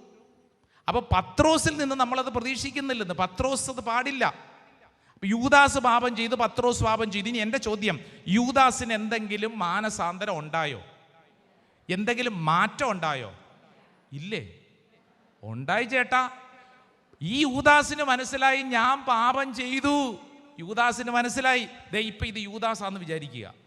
ഓൾസോ വിചാരിച്ചാൽ മതി. ആ ചേച്ചിയുടെ നോട്ടം വിചാരിച്ചാൽ മതി. ഇത് യൂദാസ് ആണെന്ന് വിചാരിക്കുക. യൂദാസ് മനസ്സിലായി ഞാൻ തെറ്റ് ചെയ്തു. യൂദാസ് തിരിഞ്ഞേ. യൂദാസിന് മനസ്സിലായി, ഞാൻ എൻ്റെ ഗുരുവിനെ ഒറ്റിക്കൊടുത്തു. യൂദാസ് എന്ത് ചെയ്തു? അതിനുശേഷം യൂദാസിന് മനസ്സിലായി ഞാൻ തെറ്റ് ചെയ്ത്. യൂദാസ് എന്ത് ചെയ്തു? യൂദാസ് തന്നോട് തന്നെ ചിന്തിച്ചപ്പോൾ മനസ്സിലായി, ഇനി ഞാൻ ജീവിച്ചിരിക്കാൻ യോഗ്യനല്ല. അയാൾ പോയി വന്ന വഴിക്ക് പോയി കെട്ടിത്തൂങ്ങി ചത്തു. ഇനി പത്രോസ് കണ്ട, നല്ല താടിയുള്ള പത്രോസ് നിങ്ങൾ ചിന്തിച്ച ഇത് പത്രോസിന് മനസ്സിലായി പാപം ചെയ്തു. പത്രോസ് തിരിഞ്ഞു. പത്രോസിന് മനസ്സിലായി ഞാൻ പാപം ചെയ്തു. അതിനുശേഷം എന്ത് ചെയ്തു? പത്രോസ് ആരുടെ മുഖത്തേക്ക് നോക്കി? ഈശോയുടെ മുഖത്തേക്ക് നോക്കി. പത്രോസ് അവനോട് തന്നെയല്ല, പത്രോസ് ഈശോയുടെ മുഖത്തേക്ക് നോക്കി പൊട്ടിക്കരഞ്ഞു. വീണ്ടും തിരിയുക. ഇപ്പൊ എത്ര തിരിഞ്ഞു? 360 ഡിഗ്രി. ഇതാണ് നമ്മൾ പഠിച്ച വാക്ക്. ഏതാ വാക്ക്? ശുഭ്. തിരിയുക, വീണ്ടും തിരിയണം, വീണ്ടും തിരിയണം. നമ്മൾ കുമ്പസാരത്തിൽ തിരിയും. എന്തോരം തിരിയും? 150 പോലും ഇല്ല ചേച്ചി, 90 ഒക്കെ ഉള്ളൂ അല്ലേ? ഇപ്പോൾ ഉദാഹരണത്തിന് ഇപ്പോൾ ഇവിടെ ഇരിക്കുന്ന ഒരു ചേട്ടൻ വീട്ടിൽ വഴക്കുണ്ടാക്കിയിട്ട് വന്നിട്ട് ഇവിടെ പ്രാർത്ഥിക്കുമെന്ന് കുമ്പസാരിക്കുകയാണ്. ഇത് മോശമായിപ്പോയി, വേണ്ട, അവളോട് അത്രയും തെറിയെന്നും പറയും. ഉദാഹരണം, നല്ല മനുഷ്യനാണ്. അപ്പോൾ ഇദ്ദേഹം പറയുകയാണ്, ഞാൻ ഭാര്യയോട് അങ്ങനെ കുറേയൊക്കെ ചീത്തയൊക്കെ പറഞ്ഞ് അങ്ങനെ പ്രശ്നത്തിലായിപ്പോയി എന്ന് പറഞ്ഞിട്ട് ഇന്ന് പോയി കുമ്പസാരിച്ചു.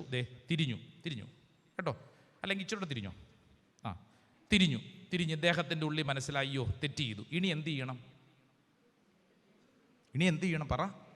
ഇതെല്ലാം നമ്മൾ എല്ലാ ദിവസവും ചെയ്യുന്നത്. നമുക്കുണ്ടാവുന്ന മാനസാന്തരം എന്ന് പറഞ്ഞു കഴിഞ്ഞാൽ 90 180 ഒക്കെ ഉണ്ട്. തിരിഞ്ഞു. എന്നിട്ട് അത് കഴിഞ്ഞിട്ട് എന്താ? ഇദ്ദേഹത്തിന് മനസ്സിലായി, എൻ്റെ ഭാര്യയോട് ഞാൻ അങ്ങനെ ചീത്ത പറഞ്ഞ് ശരിയായില്ല, അയ്യോ കർത്താവേ എന്നോട് പൊറുക്കണമേ. തിരിഞ്ഞു. ഇനി എന്ത് വേണം? ഇന്ന് തിരിച്ചു പോകുമ്പോൾ എന്ത് വേണം? വീട്ടിൽ ചെന്നിട്ട് പറയാൻ പറ്റാതിരുന്ന ബാക്കി തെറിയും കൂടെ പറയണം. ആണോ? അല്ലെന്ന്. പിന്നെ എന്ത് ചെയ്യണം? എത്രത്തോളം ഭാര്യയെ വിഷമിപ്പിച്ചോ അത്രത്തോളം അതിൻ്റെ 10 ഇരട്ടിയിൽ ഭാര്യയെ, ഈശോയെ സ്നേഹിക്കാൻ തീരുമാനമെടുക്കണം. അതാണ് പ്രധാനപ്പെട്ട കാര്യം. ഇപ്പോൾ ഉദാഹരണത്തിന് ഇതൊരു മദ്യപാനിയാണെന്ന് വിചാരിക്കുക കേട്ടോ, മദ്യപാനി. ഉദാഹരണം, ചേച്ചി അങ്ങനെ നോക്കല്ലേ, ഇതൊരു മദ്യപാനി. ഉദാഹരണം, മദ്യപാനിയെ ചേട്ടൻ ഇവിടെ വന്ന് കുമ്പസാരിച്ചു, എൻ്റെ കർത്താവേ ഞാൻ തെറ്റ് ചെയ്തു. തിരിയൂ, മാനസാന്തരം. തിരിഞ്ഞു. ഇനി എന്ത് ചെയ്യണം പറ.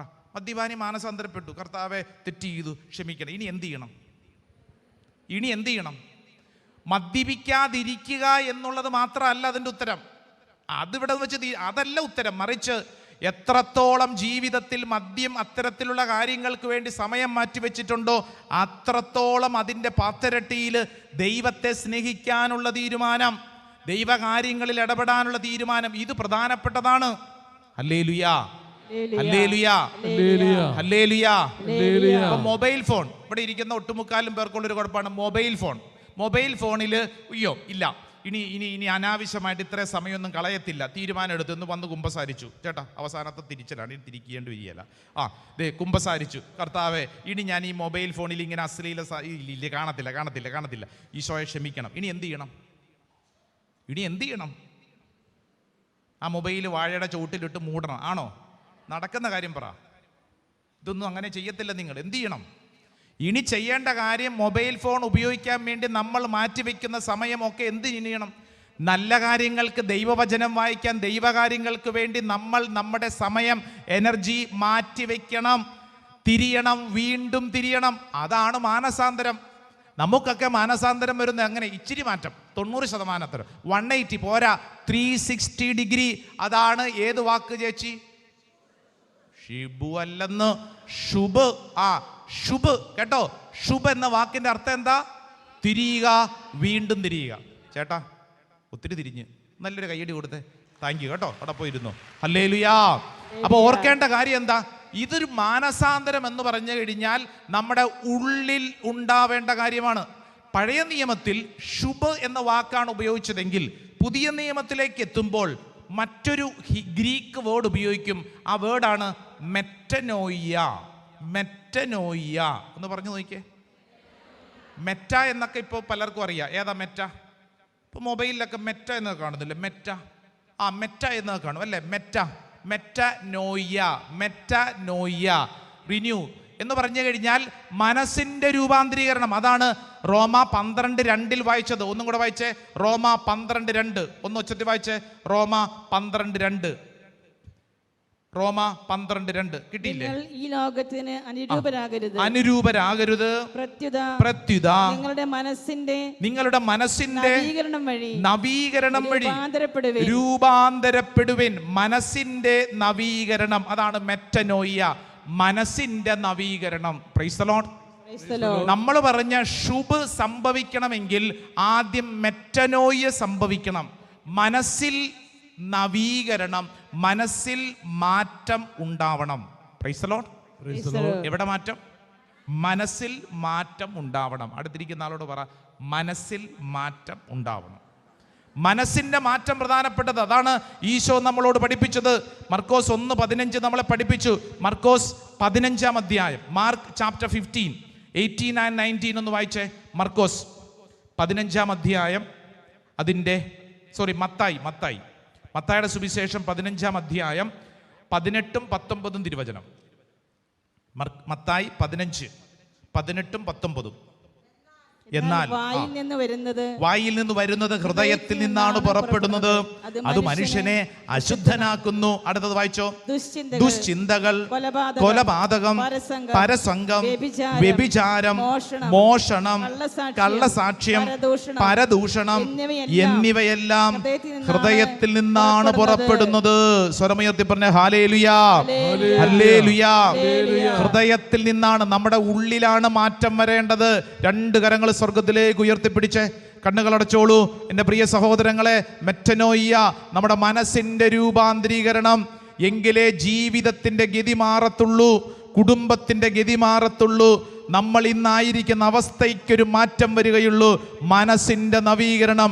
രണ്ട് കരങ്ങൾ സ്വർഗത്തിലേക്ക് ഉയർത്തി അറിയാവുന്നതുപോലെ എല്ലാവരും ഒന്ന് സ്തുതിച്ചേ, ഈശോയെ എന്നൊന്ന് വിളിച്ച് പ്രാർത്ഥിച്ചേ, സ്വരമുയർത്തി വിളിച്ചേ, ആഗ്രഹിച്ച് പ്രാർത്ഥിച്ചേ, സ്വരമുയർത്തി. പോരാ, നല്ല സ്വരത്തിൽ പ്രാർത്ഥിച്ചേ. കർത്താവേ, മാറ്റം സംഭവിക്കണമേ. കർത്താവേ, മാറ്റം എൻ്റെ മനസ്സിൽ മാറ്റം സംഭവിക്കണമേ. ആരാധന. ഹല്ലേലൂയാ, ഹല്ലേലൂയാ, ഹല്ലേലൂയാ, ഹല്ലേലൂയാ. യേശുവേ നന്ദി, യേശുവേ സ്തുതി, യേശുവേ ആരാധന. Praise the Lord. ഹല്ലേലൂയാ. മെറ്റനോയ്യ. മെറ്റ എന്ന് പറഞ്ഞു കഴിഞ്ഞാൽ മാറ്റം, അതിനപ്പുറം എന്നാണ് ആ വാക്കിൻ്റെ അർത്ഥം. നോയ്യ എന്നൊക്കെ പറഞ്ഞാൽ മനസ്സ്, ചിന്ത, ബുദ്ധി, വീക്ഷണം എന്ന് പറഞ്ഞാൽ മെറ്റനോയ്യ, മനസ്സിനാണ് മാറ്റം വരേണ്ടത്. Praise the Lord. ഹല്ലേലൂയാ. നമ്മുടെ മനസ്സ് എന്ന് പറയുന്നത് ഒരു ഫാക്ടറിയാണ്. എന്തിൻ്റെ ഫാക്ടറിയാണ്? ചിന്തകൾ ഉൽപ്പാദിപ്പിക്കുന്ന ഫാക്ടറിയാണ് നമ്മുടെ മനസ്സ്. Price the Lord. നമ്മുടെ മനസ്സിൻ്റെ പണി എന്താണ്? ചിന്തകൾ ഉൽപ്പാദിപ്പിക്കുന്ന ഫാക്ടറിയാണ് നമ്മുടെ മനസ്സ്. അപ്പോൾ മാറ്റം വേണ്ടത് എവിടെയാ? മനസ്സിന് മാറ്റം വേണമെങ്കിൽ എവിടെ മാറ്റം വേണം? ചിന്തയ്ക്ക് മാറ്റം വരണം. Price the Lord. എന്ത് ചിന്തിക്കുന്നു എന്നുള്ളത് പ്രധാനപ്പെട്ട കാര്യമാണ്. അടുത്തിരിക്കുന്ന ആളോട് പറഞ്ഞു, നീ എന്ത് ചിന്തിക്കുന്നു എന്നുള്ളത് പ്രധാനപ്പെട്ട കാര്യമാണ്. എന്ത് ചിന്തിക്കുന്നു, അല്ലേ? എന്താണ് ചിന്തിക്കുന്നത്? ഈ ചിന്തിക്കുന്നത് പ്രധാനപ്പെട്ട കാര്യമാണ്. ഹല്ലേലൂയാ, ഹല്ലേലൂയാ. നമ്മൾ എന്ത് ചിന്തിക്കും? അതുകൊണ്ട് സാധാരണഗതിയിൽ പറയും, നീ എന്താണോ ചിന്തിക്കുന്നത് അത് നീയായി തീരും എന്ന് പറയും. നീ എന്താണോ ചിന്തിക്കുന്നത് നീയായി തീരും. എന്താണ് നീ ചിന്തിക്കുന്നത്? നമ്മൾ ചിന്തിക്കുന്ന കാര്യത്തെക്കുറിച്ച് നമുക്കൊരു ബോധ്യമുണ്ടായിരിക്കണം. ഇപ്പം ഞാൻ എന്നെക്കുറിച്ച് ചിന്തിക്കുന്നത് ഞാൻ കഴിവില്ലാത്തവനാണ്, ഗുണമില്ലാത്തവനാണ്, അങ്ങനെ ചിന്തിച്ചാൽ ഞാൻ എന്തായി തീരും? ഞാൻ അങ്ങനെ തന്നെ തീരും. ഇപ്പം നിങ്ങൾ നേരം വെളുക്കുമ്പോൾ, ഒരു ദിവസം രാവിലെ എഴുന്നേൽക്കുമ്പോൾ തന്നെ നമ്മുടെ തലയ്ക്കകത്തോട്ട് പല പല ചിന്തകൾ വരും. ഉദാഹരണത്തിന് നമ്മൾ ചിലർ രാവിലെ എഴുന്നേൽക്കുമ്പോൾ തന്നെ ഈ ദിവസം നാശം പിടിച്ച ദിവസം, ഈ ദിവസം നരകം പിടിച്ച ദിവസം, ഇങ്ങനത്തെ ഒരു ജീവിതമാണല്ലോ എന്ന് തലയ്ക്കകത്തേക്ക് ചിന്ത വന്നു. ആ ദിവസം എന്തായി മാറും? പറ ചേച്ചി, നിങ്ങൾ നോക്കിക്കോ. ആ ദിവസം മുഴുവൻ നരകം പിടിച്ച, നാശം പിടിച്ച. കാരണം എന്നാ? അതാ നീ ചിന്തിച്ചത്. നീ എന്ത് ചിന്തിക്കുന്നോ അത് നീയായി മാറും. നിന്റെ ചിന്തകൾ, തലയ്ക്കകത്തോട്ട് കടന്നു വരുന്ന ചിന്തകളെ നീ സൂക്ഷിക്കണം. ശ്രദ്ധിപ്പറ. ഹല്ലേലൂയാ, ഹല്ലേലൂയാ. ചിന്തകളെ നമ്മൾ സൂക്ഷിക്കണം. കാരണം എന്നറിയോ? ഈ ചിന്തകള് അടുപ്പിച്ചടുപ്പിച്ച് അനേക ചിന്തകൾ വരുമ്പോൾ ചിന്തയുടെ ഒരു തോട്ട് പാറ്റേൺസ് ആയിട്ട് മാറും. ആവർത്തിച്ചുള്ള ചിന്തകളായി മാറും. ആവർത്തിച്ചുള്ള ചിന്തകൾ ചിന്താഗതിയായി മാറും. ഈ ചിന്താഗതി നിന്റെ ഉള്ളിൽ ആശയങ്ങളായി, ഐഡിയാസായി രൂപപ്പെടാൻ തുടങ്ങും. ഈ ആശയങ്ങൾ നിന്റെ മനോഭാവങ്ങളായിട്ട് മാറും, ആറ്റിറ്റ്യൂഡ്സ് ആയിട്ട് മാറും. ഈ മനോഭാവങ്ങൾ അടുത്ത സ്റ്റെപ്പിൽ എന്തായി മാറും? നിന്റെ വിശ്വാസ രീതികളും ബോധ്യങ്ങളുമായിട്ട് മാറും. ഈ വിശ്വാസ രീതികൾ നിന്റെ കമ്മിറ്റ്മെൻറ്റ്, പ്രതിബദ്ധതയായിട്ട് മാറും. അതെന്തായി മാറും? അത് നിന്റെ ഹാബിറ്റായിട്ട് മാറും, ശീലങ്ങളായിട്ട് മാറും. ശീലങ്ങളായിട്ട് മാറിയാൽ അത് നിന്റെ സ്വഭാവമായിട്ട് മാറും. പിടികിട്ടുന്നുണ്ടോ? ഈ സ്വഭാവം വന്ന വഴി പിടികിട്ടിയോ? എവിടെയാ? റൂട്ട് എവിടെയാ? ചിന്ത. നീ ചിന്തിച്ച കാര്യം, ഈ ചിന്തിക്കുന്ന കാര്യം പ്രധാനപ്പെട്ട. അവിടുന്ന് ആരംഭിക്കും ചിന്ത. അതങ്ങോട്ട് കടന്നു ചെല്ലുമ്പോൾ ചിന്താഗതിയിലോട്ട് പലതവണ നീ ഒരേ കാര്യം തന്നെ ചിന്തിച്ച് നിന്റെ ചിന്താഗതി അങ്ങനെ രൂപപ്പെടാൻ തുടങ്ങും. അതൊരാശയമായിട്ട് മാറും. ആശയം പിന്നീട് മനോഭാവമായിട്ട് മാറും. മനോഭാവം പിന്നീട് വിശ്വാസ ബോധ്യങ്ങളായിട്ട് മാറും. ഇത് പിന്നെ കമ്മിറ്റ്മെന്റ്, പിന്നെ ഹാബിറ്റ്, സ്വഭാവം, നിന്റെ ജീവിതം അങ്ങനെയായി മാറും. നിങ്ങൾ ഓരോരുത്തരും, പറയുന്ന ഞാനും, എന്ത് ചിന്തിക്കുന്നു എന്നുള്ളത് പ്രധാനപ്പെട്ട കാര്യമാണ്. ഹല്ലേലൂയാ. അടുത്തിരിക്കുന്ന ആളോട് ഒന്നും കൂടെ പറഞ്ഞ്, നീ എന്ത് ചിന്തിക്കുന്നു എന്നുള്ളത് പ്രധാനപ്പെട്ടതാണ്. നീ എന്ത് ചിന്തിക്കുന്നു എന്നുള്ളത് പ്രധാനപ്പെട്ട. നെഗറ്റീവായ കാര്യം ചിന്തിച്ചു കഴിഞ്ഞാൽ എന്ത് സംഭവിക്കും? റിസൾട്ട് നെഗറ്റീവ് ആയിരിക്കും, ഉറപ്പ്. ഇപ്പം ശ്രദ്ധിച്ചിട്ടില്ലേ, നമ്മൾ ചിലപ്പോഴൊക്കെ നമ്മളൊരു കാര്യത്തിന് ഇറങ്ങുമ്പോൾ തന്നെ നമ്മുടെ മനസ്സിൽ നടക്കുകയില്ല. അതെന്ത് സംഭവിക്കും? അത് നടക്കുകയില്ല. കാരണം എന്നാ? നീ നിന്നോട് തന്നെ നടക്കുകയില്ല എന്ന് നീ ഓൾറെഡി പറഞ്ഞു കഴിഞ്ഞു.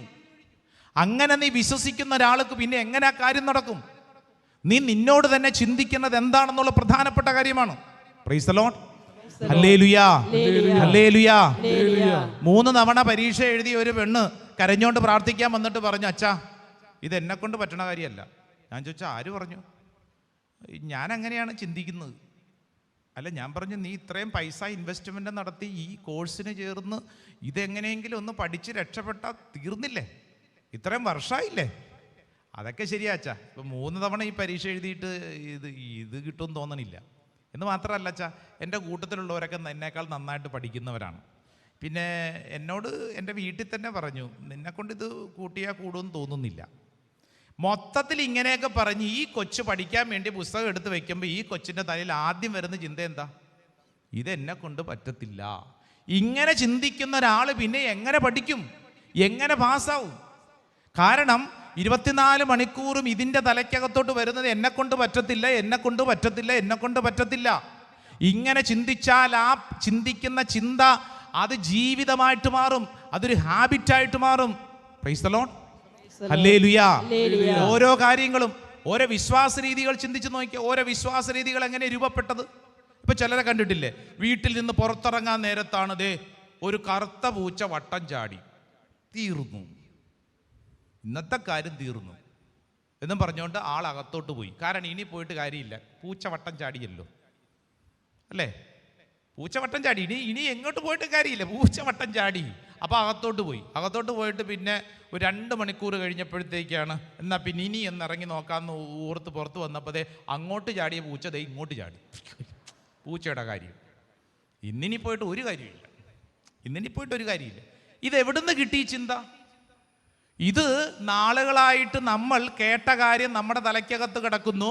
നീ നിന്നോട് തന്നെ ചിന്തിക്കുന്നു, പൂച്ച വട്ടം ചാടിയാൽ ഇന്ന് ഞാൻ പോകുന്ന കാര്യം ഗതി പിടിക്കുകയല്ല എന്ന് നീ ചിന്തിക്കുന്നു.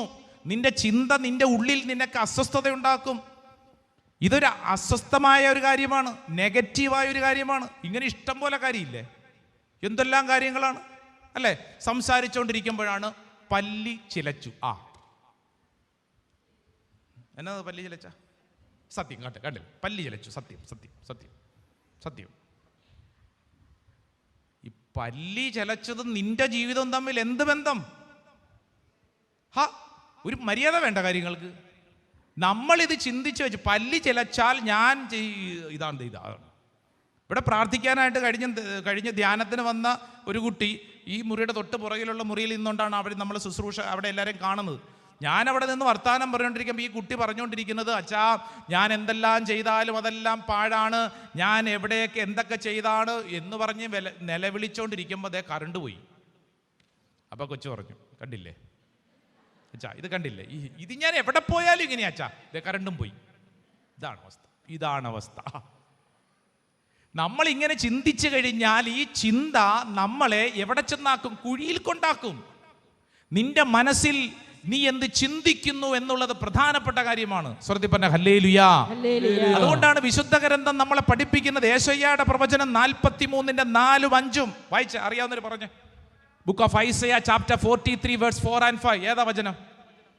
നീ എനിക്ക് വിലപ്പെട്ടവൻ, വാല്യുബിൾ, ബഹുമാന്യൻ, ഹോണേഡ്, പ്രിയങ്കരൻ, ബിലൗഡ്. കണ്ടോ, ഇതാരാ പറയണത്? നാട്ടുകാരല്ലെന്ന് പറയണത്. നാട്ടുകാരല്ല പറയണത്, മറിച്ച് നിന്നെ സൃഷ്ടിച്ച നിന്റെ ദൈവം നിന്നോട് പറയുന്നു, നീ വിലപ്പെട്ടവനാണ്. നീ നിന്നോട് തന്നെ പറ, ഞാൻ വിലപ്പെട്ടവനാണ്. പറഞ്ഞേ, വിലപ്പെട്ടവനും ഞാൻ ബഹുമാന്യനാണ്. പറ, ഞാൻ അമൂല്യനാണ്. ഇത് നീ നിന്നോട് പറയണം. ഇത് നമ്മളോട് തന്നെ പറയുന്നതനുസരിച്ച് നമ്മുടെ ചിന്താഗതികൾക്ക് മാറ്റം വരും. നമ്മൾ ചെയ്യുന്ന കാര്യങ്ങൾക്ക് ഐശ്വര്യം ഉണ്ടാകും. ഈ ചിന്തയെ നമ്മൾ സൂക്ഷിക്കണം. ശ്രദ്ധിപ്പറ ഹല്ലേലൂയാ, ഹല്ലേലൂയാ. അങ്ങനെയാണല്ലോ ഈ ഹാബിറ്റ് ഒക്കെ വളർത്തിയെടുക്കുന്നത്. സാധാരണഗതിയിൽ പറയുന്നതാണ് 21 ദിവസം. എത്ര ദിവസം? 21 ദിവസം ഒരേ കാര്യം സ്ഥിരമായിട്ട് നീ ചെയ്തു കഴിഞ്ഞാൽ അത് നിന്റെ സ്വഭാവത്തിന്റെ ശീലമായി മാറുമെന്ന് പഠിപ്പിക്കും. 21 ദിവസം സ്ഥിരമായിട്ടൊരു കാര്യം ചെയ്താൽ, ഇപ്പോൾ ഉദാഹരണത്തിന് രാവിലെ എഴുന്നേക്കാൻ മടിയുള്ള ഒരാൾ, രാവിലെ എഴുന്നേക്കാൻ മടിയുണ്ട്, അദ്ദേഹം തീരുമാനിക്കുകയാണ് ഞാൻ രാവിലെ 5:30 എഴുന്നേക്കും. 21 ദിവസത്തേക്കൊരു 21 ദിവസത്തേക്കൊരു തീരുമാനമെടുത്ത് 5:30 ഞാൻ എഴുന്നേക്കും. 5:30 അലാം വെച്ച് രാവിലെ എഴുന്നേൽക്കുമ്പോൾ എളുപ്പമായിരിക്കും എഴുന്നേക്കാൻ? അല്ല, വലിയ ബുദ്ധിമുട്ടായിരിക്കും. വലിയ ബുദ്ധിമുട്ട്. ഒരു പക്ഷേ 5:30 അലാം അടിച്ചു, അത് 5 മിനിറ്റും കൂടെ വെച്ചു, കുറച്ചും കൂടെ കഴിഞ്ഞ് 10 മിനിറ്റ് വെച്ചു, 15 വെക്കാം. പക്ഷേ എങ്കിലും ആദ്യത്തെ ദിവസം, രണ്ടാമത്തെ ദിവസം, ആദ്യത്തെ ദിവസത്തിന് അത്രയും ബുദ്ധിമുട്ടുണ്ടാവില്ല. രണ്ടാമത്തെ ദിവസം ആകുമ്പോഴത്തേക്ക് മണിയൊക്കെ അടി കേട്ട് ഇച്ചിരി അലസമായിട്ടാണെങ്കിലും എഴുന്നേറ്റു. മൂന്നാം ദിവസം ആകുമ്പോഴത്തേക്ക് 5:30 വീണ്ടും മണിയെട് കേൾക്കുന്നു, എഴുന്നേക്കുന്നു. എന്ന് പറഞ്ഞാൽ 21 ദിവസം ഒരേ കാര്യം. നമ്മുടെ ടൈം മെഷീൻ, നമ്മുടെ ബോഡിയെ ടൈം സെറ്റിനോട് നമ്മൾ സെറ്റ് ചെയ്ത് വെക്കും. അപ്പോൾ ഈ ബോഡി തന്നെ ആ കാര്യത്തെ ക്രമീകരിക്കും. ആ കാര്യത്തെ നമ്മൾ സെറ്റ് ചെയ്യാൻ തുടങ്ങും. അതെങ്ങനെയാ? നമ്മൾ അലാം വയ്ക്കും രാവിലെ 5 മണിക്ക് എഴുന്നേക്കണമെന്ന്. നമുക്ക് നമ്മളോട് തന്നെ അറിയാം ഞാൻ എഴുന്നേക്കുകയില്ല. എന്നിട്ടാണല്ലോ നമ്മൾ ഈ അലാം വയ്ക്കുന്നത്. 5 മണിക്ക് എഴുന്നേക്കണമെന്നും പറഞ്ഞ് വെക്കും. പക്ഷെ നമുക്ക് നമ്മുടെ സ്വഭാവം അറിയാമല്ലോ, നമ്മൾ ഏതായാലും എഴുന്നേക്കുകയല്ലേ. രാവിലെ 5 മണിക്ക് അലാം അടിക്കും, നമ്മൾ എഴുന്നേക്കത്തില്ല, അത് മാറ്റി വയ്ക്കും. നമ്മൾ നമ്മളെ തന്നെ പറ്റിക്കുന്നു. ആരെയാ പറ്റിക്കുന്നത്? നമ്മൾ നമ്മളെ തന്നെ പറ്റിക്കുന്നു. അതല്ല നടന്നുകൊണ്ടിരിക്കുന്നത്. നാളെ രാവിലെ മുതൽ ഞാൻ എക്സസൈസ് ചെയ്യും. രാവിലെ മുതൽ എക്സസൈസ് ചെയ്യും. നാളെ നേരം വെളുത്തിട്ട് എഴുന്നേക്കണ്ടേ, എന്നിട്ട് വേണ്ട എക്സസൈസ് ചെയ്യാൻ. എഴുന്നേക്കുന്നില്ല എന്നുള്ളത് നമ്മളെ തന്നെ പറ്റിക്കുന്നു. നമ്മളെ തന്നെ പറ്റിക്കുന്നു. 21 ഡേയ്സ് ഹാബിറ്റ് എന്നൊക്കെ പറഞ്ഞ രീതികളുണ്ട്. അതുകൊണ്ട് ഇവിടെ ഈ താമസിച്ചുള്ള ധ്യാനം കഴിയുമ്പോൾ ഞങ്ങൾ 21 ദിവസത്തേക്ക് ഒരു ധ്യാന രീതി കൊടുക്കും. 21 ദിവസം അങ്ങനെ പങ്കെടുത്തിട്ടുള്ളവർ 21 കണ്ടോ, കുറേ പേരുണ്ട്. ബാക്കിയുള്ളവർ ഈ ലോകത്തൊന്നും അല്ല, കുഴപ്പമില്ല. ഒരു ധ്യാനം വന്ന് കൂടും. 21 ദിവസത്തേക്ക്. അതിനുശേഷം ഈ ജീവിത രീതികളിൽ സ്ഥിരമായിട്ട് വായിക്കാൻ വചനം, പ്രാർത്ഥന എന്ന് പറഞ്ഞാൽ 21 ദിവസം വചനം വായിക്കുന്നവൻ 22ാമത്തെ ദിവസം വചനം വായിച്ചുകൊള്ളും. ഹാബിറ്റ് വളർത്തിയെടുക്കുവാണ്. ഈ സ്വഭാവത്തെ വളർത്തി നിന്റെ മനസ്സിന്റെ നവീകരണം, ചിന്തകളെ നമ്മൾ വിശുദ്ധീകരിക്കുന്നു. സ്വരമുയർത്തി പറഞ്ഞ ഹല്ലേലൂയാ, ഹല്ലേലൂയാ. അടുത്തിരിക്കുന്ന ആളോട് ഒന്നും കൂടെ പറഞ്ഞ, ചിന്ത മാറ്റാതെ രക്ഷപ്പെടിയല്ല. ഹല്ലേലൂയാ. ഈ വിഷയത്തിൽ ഒരു 3-4 കാര്യങ്ങൾ പ്രായോഗികമായിട്ട് ചെയ്യേണ്ട ഒരു പ്രധാനപ്പെട്ട കാര്യം എന്താണെന്നറിയോ? ഒന്നാമത്തെ കാര്യം, നമ്മുടെ ചിന്തകളെ നമ്മൾ സൂക്ഷ്മമായിട്ട് പരിശോധിക്കണം. നമ്പർ 1 എന്ന് പറഞ്ഞാൽ ഒരു ഓഡിറ്റിംഗ് അല്ലേ? ഓഡിറ്റിംഗ് സാധാരണ സാമ്പത്തിക കാര്യങ്ങളിലാണ് ഓഡിറ്റിംഗ് നടത്തുന്നത് എന്നുള്ളത് പോലെ തന്നെ നമ്മുടെ ചിന്താഗതികളെ നമ്മൾ സൂക്ഷ്മമായിട്ട് പരിശോധിക്കണം. ഞാൻ എന്താണ് ചിന്തിക്കുന്നത്? ഞാൻ ഇങ്ങനെ ചിന്തിക്കുന്നത് എനിക്ക് നല്ലതാണോ? ഇതുകൊണ്ട് എനിക്ക് എന്താണ് മെച്ചം? അങ്ങനെ നെഗറ്റീവായിട്ടുള്ള ചിന്തകളെ എന്റർടൈൻ ചെയ്യരുത്. പോസിറ്റീവായ ചിന്തകളെ മാത്രം നമ്മൾ കൊണ്ടു നടക്കുക. നമ്പർ 1, സൂക്ഷ്മമായി പരിശോധിക്കണം. അതാണ് ഒന്നാമത്തെ കാര്യം. മറ്റൊന്ന്, നമുക്ക് വേണ്ടത് ഫിൽറ്റർ വേണം. അരിപ്പ. എന്താണ് അരിപ്പ? അരിപ്പ എന്തിനാണ് ഉപയോഗിക്കുന്നത്? അരിക്കാൻ. അങ്ങനെയാണ് ഞങ്ങളുടെയൊക്കെ വീട്ടിൽ. നിങ്ങളുടെ വീട്ടിൽ എന്തിനാണാവോ? അരിപ്പ അരിക്കാനാണ് അല്ലേ? അരിപ്പ അരിക്കുന്നത് പോലെ തന്നെ നമ്മുടെ മനസ്സിലോട്ട് വരുന്ന ചിന്തകളെ, പലതരം ചിന്തകൾ വരും, പലതരം ഇമോഷൻസ് വർക്ക് ചെയ്യും. അപ്പം നമ്മൾ എന്ത് ചെയ്യണം? നമ്മൾ അരിച്ചിട്ട് ആവശ്യമുള്ളത് മാത്രം സ്വീകരിക്കണം. ആവശ്യമില്ലാത്തതിനെ എൻ്റർടൈൻ ചെയ്ത് കൊണ്ട് കിടക്കരുത്. ഒരു അരിപ്പ നമ്മുടെ ഉള്ളിലുണ്ടാവണം. ഒരു ഫിൽറ്റർ നമ്മുടെ ഉള്ളിലുണ്ടായിരിക്കണം. Praise the Lord. ഹല്ലേലൂയാ. അടുത്തിരിക്കുന്ന ആളോട് പറഞ്ഞ്, നിനക്കൊരു അരിപ്പ വേണം. ചില ആളുകളെ കണ്ടിട്ട് ഇവൻ എന്തൊരു അരിപ്പയാണ്. അതല്ല, മറിച്ച് ഒരു അരിപ്പ എന്ന് പറഞ്ഞാൽ ചിന്തകളെ, ആവശ്യമില്ലാത്തതിനെ നമ്മൾ ഫിൽറ്റർ ചെയ്ത് കളയണം. മൂന്നാമത്തെ കാര്യം, നെഗറ്റീവിനെ അടുപ്പിക്കരുത്. പറഞ്ഞേ എന്ന് പറഞ്ഞു കഴിഞ്ഞാൽ നെഗറ്റീവായ കാര്യങ്ങൾ, സംസാരങ്ങൾ, ശൈലികളെ നമ്മൾ അടുപ്പിക്കരുത്. നമുക്ക് ഒട്ടുമുക്കാലും കാര്യങ്ങൾ അറിയാം, ഇത് നെഗറ്റീവാണെന്നറിയാം, അതിനെ എൻ്റർടൈൻ ചെയ്യരുത്. നമുക്ക് പലപ്പോഴും ഭയങ്കര ക്യൂരിയോസിറ്റിയാണ്. എന്നാലും ഇതെന്താണെന്ന് അറിഞ്ഞാലോ ആ പരിപാടി അവസാനിപ്പിക്കുക. നമ്മളിതെന്താണെന്ന് അറിയാൻ പോകുന്നതനുസരിച്ച് ആ നെഗറ്റീവ് നിന്നെ ഭാരപ്പെടുത്തും. നമ്മൾ കാണുന്ന കാര്യങ്ങൾ, കേൾക്കുന്ന കാര്യങ്ങൾ ഭാരപ്പെടുത്തും, അസ്വസ്ഥപ്പെടുത്തും. സ്വർഗ്ഗത്തിൽ പറഞ്ഞ ഹല്ലേലൂയാ, ഹല്ലേലൂയാ. നെഗറ്റീവിനെ ഒഴിവാക്കുക. Price the lord. Hallelujah. Hallelujah. അടുത്ത പ്രധാനപ്പെട്ട കാര്യം, നാലാമത്തെ കാര്യം, നമ്മൾ സ്ക്രിപ്ചർ മെഡിറ്റേഷൻ നടത്തണം. എന്ന് പറഞ്ഞാൽ ദൈവവചനം വായിക്കണം, ധ്യാനിക്കണം. വചനം വായിക്കുന്നതനുസരിച്ച് നമ്മുടെ ചിന്തകൾ പ്യൂരിഫൈ ചെയ്യപ്പെടും. Price the lord. ഹല്ലേലൂയ.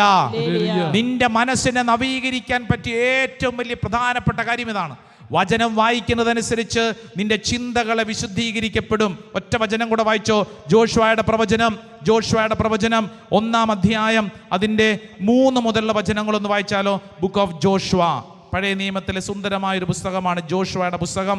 1-ാം അധ്യായം 3 മുതൽ. ജോഷുവയുടെ പുസ്തകം 1-ാം അധ്യായം. നമുക്ക് ഒരു കാര്യം ചെയ്യാം, നമുക്ക് 5 മുതൽ വായിക്കാം. 5 മുതൽ വായിക്കാം. 5 മുതൽ വായിച്ചേ.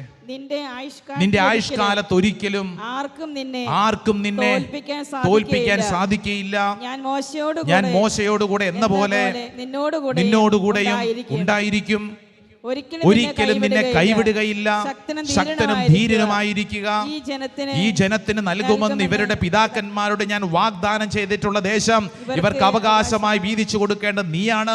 അടുത്ത വചനം, എന്റെ ദാസനായ മോശ നൽകിയിട്ടുള്ള എല്ലാ നിയമങ്ങളും അനുസരിക്കുകയും ശക്തനും ധീരനുമായിരിക്കുകയും ചെയ്യുക. അവയിൽ നിന്ന് ഇടം വലം വ്യതിചലിക്കരുത്. നിന്റെ ഉദ്യമങ്ങളിലെല്ലാം നീ വിജയം വരിക്കും. ഇനിയുള്ള വചനമാണ് ശ്രദ്ധിക്കേണ്ടത്. 8-ാം വചനം, ന്യായപ്രമാണ ഗ്രന്ഥം എപ്പോഴും നിന്റെ അധരത്തിൽ ഉണ്ടായിരിക്കണം. അതിൽ എഴുതിയിരിക്കുന്നതെല്ലാം പാലിക്കാൻ നീ ശ്രദ്ധിക്കണം. അതിനെക്കുറിച്ച് രാവും പകലും ധ്യാനിക്കണം. അപ്പോൾ നീ അഭിവൃദ്ധി പ്രാപിക്കുകയും വിജയം വരിക്കുകയും ചെയ്യും. ശ്രദ്ധിപ്പറ ഹല്ലേലൂയാ. ന്യായപ്രമാണ ഗ്രന്ഥം എന്ന് പറഞ്ഞാൽ വചനം രാപകൽ ധ്യാനിക്കണം. നിന്റെ ഉള്ളിൽ വചനം വേണം. ആ വചനമാണ് നിനക്ക് അഭിവൃദ്ധി നൽകുന്നത്. അഭിവൃദ്ധി നൽകുന്നത് വചനമാണ്. വചനം വായിക്കണം. അടുത്തിരിക്കുന്ന ആളോട് പറ, വചനം വായിക്കണം. വായിക്കണം കേട്ടോ. വചനം കേൾക്കണം, വചനം വായിക്കണം, വചനം ധ്യാനിക്കണം, വചനം എഴുതി വെച്ച് പ്രാർത്ഥിക്കണം. അതുകൊണ്ടാണ് നമ്മൾ ഇവിടെ വചനമൊക്കെ എഴുതാൻ പറയുന്നത്. എന്തിനാ? ചിലർ ഇത് കേൾക്കുമ്പോഴത്തേക്ക് പിന്നെ എനിക്കിതൊക്കെ അറിയാം, സക്കേവൂസ് മരത്തെ കയറി, പിന്നെ അയാൾ കയറിക്കോട്ടെ, കുറേ നാളായി കയറാൻ തുടങ്ങിയിട്ട് കയറുന്നു. അത് കേട്ടോണ്ടിരുന്നിട്ട് കാര്യമില്ല. കേൾക്കുന്ന ഒരു കാര്യമാണെങ്കിലും അത് എഴുതിയെടുത്ത് ആ വചനം നമ്മളോട് തന്നെ പറഞ്ഞ് അഭിഷേകം പ്രാപിക്കണം. ഇല്ലെങ്കിൽ ഇത് വേറെ കേട്ടിട്ട് പോകും. കേട്ടാ പോരാ, കേട്ട കാര്യം നിന്റെ ജീവിതത്തിൽ, നിന്റെ സ്വഭാവത്തിൽ കടന്നു വരണമെങ്കിൽ അത് ചിന്തയിൽ കടന്നു വരണം. ഓരോ കാര്യങ്ങൾ ചെയ്യുമ്പോൾ ഈ വചനത്തിന്റെ അടിസ്ഥാനത്തിൽ നമുക്ക് കൈകാര്യം ചെയ്യാൻ പറ്റും. കാരണം എന്താ? ഉള്ളിൽ ചിന്തയിൽ കിടക്കുന്നത് വചനമാണെങ്കിൽ വചനത്തിനനുസരിച്ച് കൈകാര്യം ചെയ്യാൻ പറ്റും. Praise the Lord. ഹല്ലേലൂയാ. എന്തിനാ ഇതൊക്കെ പറഞ്ഞെന്നറിയോ? ഈ ശുശ്രൂഷയെ കഴിഞ്ഞിട്ട് എങ്ങോട്ടാ പോണത്? വീട്ടിലോട്ടാ പോണത്. വീട്ടിലോട്ട് ചെല്ലുമ്പോൾ കാണാൻ പോകുന്ന കാഴ്ചകൾ അത്ര സുന്ദരമായ കാഴ്ചകളൊന്നും ആയിരിക്കണമെന്നില്ല. വളരെ വിപരീതമായ പല കാര്യങ്ങളും കാണുമ്പോൾ അതിനോട് നിനക്ക് പ്രതികരിക്കണമെങ്കിൽ നിന്റെ ഉള്ളില്, നിന്റെ ചിന്ത, നിന്റെ മനോഭാവം എന്താണ്? വചനത്തിൽ അടിസ്ഥാനമാണെങ്കിൽ നിനക്ക് ആ കാര്യങ്ങൾ സമചിത്തതയോടെ കൈകാര്യം ചെയ്യാൻ പറ്റും. ഇല്ലെങ്കിൽ എന്ത് പറ്റുമെന്നറിയോ? ധ്യാനം കൂടാത്തവരെക്കാൾ മോശമായി ചിലപ്പോൾ നമ്മൾ പെരുമാറും. എങ്ങനെ? ഇതുമായിട്ട് യാതൊരു ബന്ധവും ഇല്ല. അപ്പോൾ വീട്ടിലുള്ളവരൊക്കെ ചോദിക്കുന്ന ഒരു ചോദ്യം കേട്ടിട്ടില്ലേ? എന്തിനാ അമ്മയൊക്കെ ഈ ധ്യാനം കൂടാൻ പോയത്? എന്തിനാ അമ്മ പോട്ടെ വരെ പോയത്? എന്തിനാ അമ്മ ഈ ഓൺലൈൻ ശുശ്രൂഷ കണ്ടുകൊണ്ടിരിക്കുന്നത്? ഇതൊന്നും സ്വഭാവത്തിൽ കാണുന്നില്ലല്ലോ എന്ന്. അതാണ് അതിൻ്റെ അർത്ഥം. ഇതൊന്നും സ്വഭാവത്തിൽ കാണുന്നില്ലല്ലോ. സ്വഭാവത്തിൽ ഉണ്ടാവണമെങ്കിൽ നമ്മുടെ ഉള്ളിൽ ചിന്തകളെ നമ്മൾ വിശുദ്ധീകരിക്കണം. ചാടി എഴുന്നേറ്റ് നിന്നേ, എല്ലാവരും എഴുന്നേറ്റ് നിന്നേ. നമ്മൾ നന്നായിട്ട് പ്രാർത്ഥിക്കാൻ പോവാണ്. ഇന്നത്തെ ദിവസം കർത്താവ് നമ്മുടെ ആന്തരിക മനുഷ്യനെ, നമ്മുടെ ആന്തരിക അവസ്ഥയെ ശക്തിപ്പെടുത്തുന്ന, ബലപ്പെടുത്തുന്ന ദിവസമാണ്. ഓ കർത്താവേ, ഒരു പുതിയ അഭിഷേകം ഞങ്ങളുടെ മേൽ ചൊരിയണമേ. ആഗ്രഹിക്കണം. 2 കരങ്ങൾ സ്വർഗത്തിലേക്ക് നന്നായിട്ടൊന്ന് ഉയർത്തിപ്പിടിച്ച് കണ്ണുകളടച്ചേ. എൻ്റെ പ്രിയപ്പെട്ട ദൈവജനമേ, 2 കരങ്ങൾ ഉയർത്തിപ്പിടിച്ച് എന്താണ് ഞാൻ ചിന്തിക്കുന്നത്, എന്താണ് മനസ്സിലുള്ള എൻ്റെ ചിന്തകൾ, എൻ്റെ ആലോചനകൾ കർത്താവേ വിശുദ്ധീകരിക്കണമേ. വചനത്താൽ എന്നെ വിശുദ്ധീകരിക്കണമേ. കരങ്ങൾ ഉയർത്തിപ്പിടിച്ച് കണ്ണുകളടച്ച് എല്ലാവരും നന്നായിട്ട് സ്തുതിക്കൂ. ബോധത്തോടുകൂടെ സ്തുതിച്ചു കഴിഞ്ഞാൽ നമ്മുടെ മനസ്സിൽ ഈ ബോധത്തോടുകൂടെ കോൺഷ്യസ് ആയിട്ട് നമ്മൾ സ്തുതിക്കുന്ന കാര്യങ്ങൾ നമ്മുടെ ഉള്ളിലോട്ട് കടന്നു വരും. നമ്മുടെ നാവിൻ്റെ നിയന്ത്രണം ഏറ്റെടുക്കും. നമ്മുടെ കെട്ടുകൾ അഴിക്കും, നമ്മളെ വിശുദ്ധീകരിക്കും. ഓ പരിശുദ്ധാത്മാവേ, ഒരു പുതിയ അഭിഷേകം ഓരോ വ്യക്തിയിലേക്കും ചൊരിയണമേ. ഞങ്ങളുടെ ചിന്തകളെ വിശുദ്ധീകരിക്കണമേ, ഞങ്ങളുടെ ചിന്താ ശൈലികളെ വിശുദ്ധീകരിക്കണമേ, ഞങ്ങളുടെ എല്ലാ മനോഭാവങ്ങളെയും വിശുദ്ധീകരിക്കണമേ. ഈശോ, ഞങ്ങൾ ആഗ്രഹിക്കുന്നു, പ്രാർത്ഥിക്കുന്നു. ആരാധന ആരാധന ആരാധന ആരാധന ആരാധന. യേശുവേ നന്ദി, യേശുവേ സ്തുതി. പിതാവിന്റെയും പുത്രന്റെയും പരിശുദ്ധാത്മാവിന്റെയും നാമത്തിൽ ആമേൻ. പറഞ്ഞേ ആമേൻ, ആമേൻ, ആമേൻ, ആമേൻ.